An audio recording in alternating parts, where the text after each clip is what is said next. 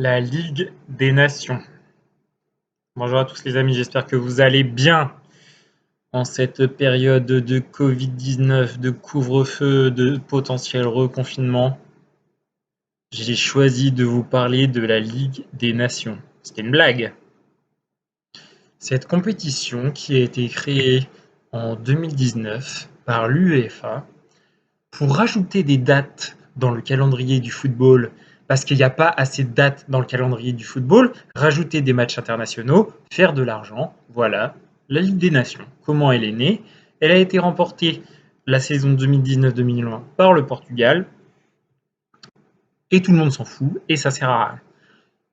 En matchs internationaux, ce qui est important, c'est l'Euro, tous les 4 ans, et la Coupe du Monde tous les 4 ans.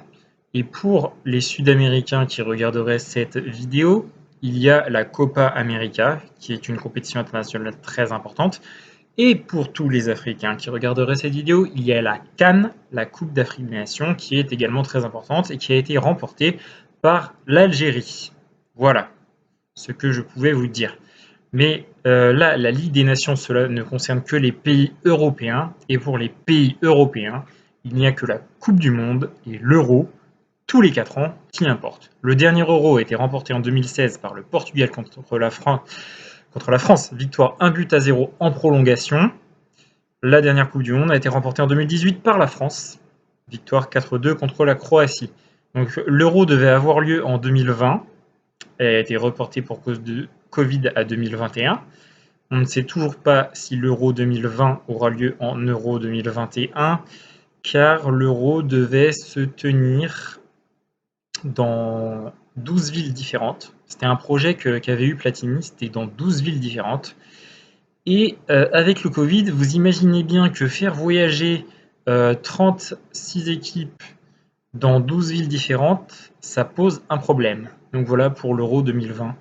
L'Euro 2021, qui s'appellera d'ailleurs l'Euro 2020, pour pas changer comment dirais-je, au niveau du sponsoring, au niveau du marketing, au niveau commercial, ça restera Euro 2020. Et le prochain Euro sera en Euro 2024. La prochaine Coupe du Monde sera la Coupe du Monde 2022 au Qatar. Voilà. Et la Ligue des Nations, dans tout ça, ça sert à quoi? À rien du tout.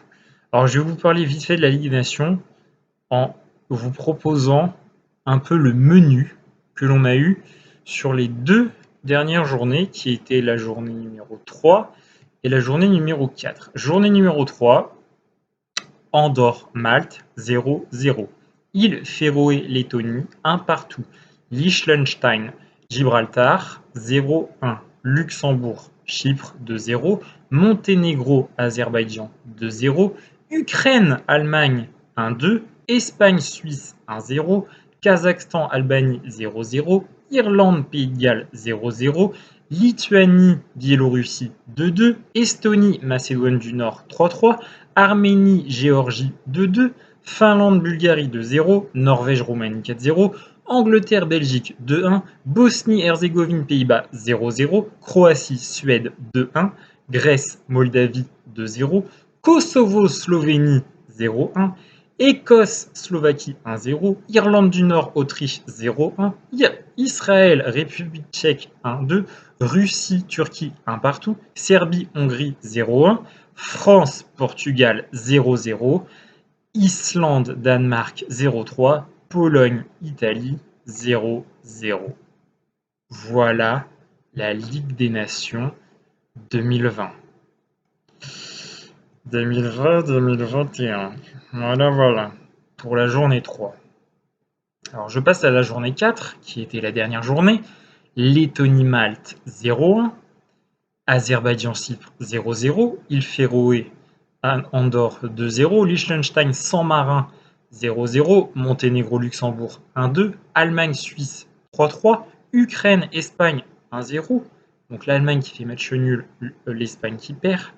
C'est pour vous dire la motivation. Lituanie-Albanie, 0-0. Finlande-Irlande, 1-0. Biélorussie, Kazakhstan, 2-0. Estonie-Arménie, 1-1. Grèce-Kosovo, 0-0. Macédoine du Nord, Géorgie, 1-1. Moldavie, Slovénie, 0-4. Bulgarie, Pays de Galles 0-1, Écosse 1, République tchèque 0, Norvège 1, Irlande du Nord 0, Roumanie 0, Autriche 1, Russie, Hongrie 0-0, Slovaquie 2, Israël 3, Turquie, Serbie 2-2, Angleterre, Danemark 0-1, Croatie, France 1-2, victoire de la France, Islande, Belgique 1-2, Italie, Pays-Bas 1 partout, Pologne, Bosnie-Herzégovine 3-0, Portugal, Suède 3-0. Voilà pour la journée 3 et la journée 4 de la Ligue des Nations. Ça donne énormément envie. Les équipes font toutes tourner. Quand tu vois que tu as San Marin, Gibraltar, Îles Féroé, Moldavie, Macédoine du Nord, Kosovo, Bosnie-Herzégovine, Slovaquie, Slovénie, avec tout le respect que j'ai pour ces nations, tu comprendras évidemment que la Ligue des Nations, ça sert à rien. Ça sert à rien. C'est nul. C'est nul, nul, nul, archi nul. On se fait chier. Ça sert à rien. Ça rajoute des dates. Ça, là encore, dans 2 semaines. Alors, regarde, dans 2 semaines. Paris Saint-Germain, Olympique de Marseille, Stade Rennais, Lille et Nice vont jouer 3 matchs de Ligue des Champions et d'Europa League, plus un match tous les week-ends de championnat. Donc, ce qui te fait championnat, Ligue des Champions, championnat, Ligue des Champions, championnat, Ligue des Champions, championnat, Ligue des Champions, pendant 3 semaines. Pendant 3 semaines, tu vas faire 3 matchs par semaine comme ça. Et après, tu vas avoir la trêve internationale, mais tous les joueurs du PSG, de Rennes, de Marseille, de Lille, de Nice qui sont internationaux, eh ben, ils vont jouer des matchs internationaux en Ligue des Nations, la qualification pour la Coupe du Monde en Amérique du Sud. Et voilà, c'est n'importe quoi. C'est n'importe quoi. Ça sert à rien. Regardez les résultats, ça sert à rien. Je vais même pas. Je voulais faire une vidéo de Portugal-France 0-0, et je me rends compte que ça sert à rien. Ça sert à rien du tout. Ça sert à rien du tout. Croatie-France 2-1.